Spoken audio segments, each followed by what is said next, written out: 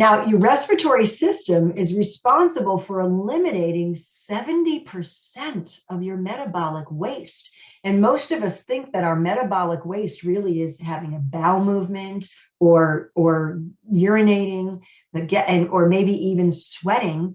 But believe it or not, no, bowel movement is only 3% of our metabolic waste. Metabolic waste means all of the waste from the metabolic processes that occur in the body.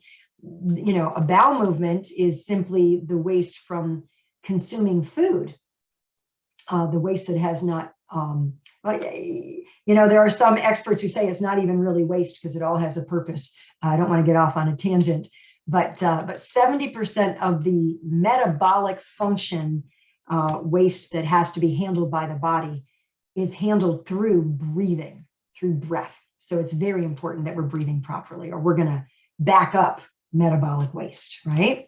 It's not just about having a bowel movement. It's not just about urinating. It's not just about sweating.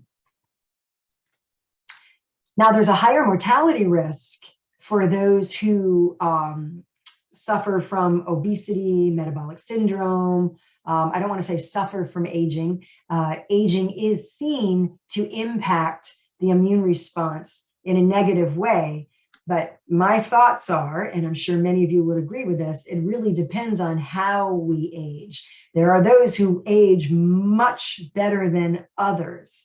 There are those who in their 60s function less than people in their 90s or even over 100. So it's not necessarily age, although because older ages are seen to be adversely impacted by these things, that is considered one of the risk factors. But I would really say it's much more to do with diet and lifestyle and environmental factors and those things. But we have to say what the data says.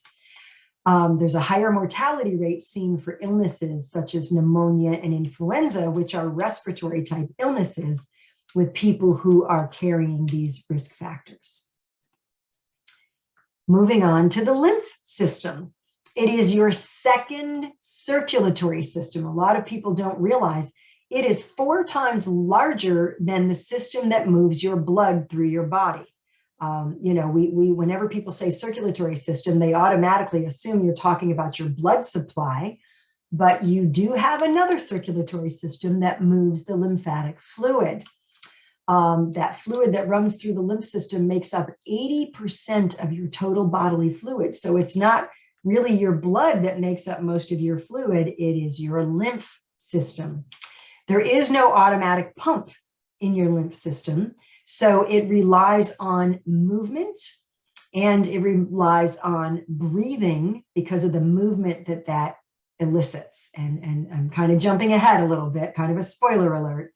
But it's really movement that's required because there is no pump. It doesn't have a heart like the blood supply does, right?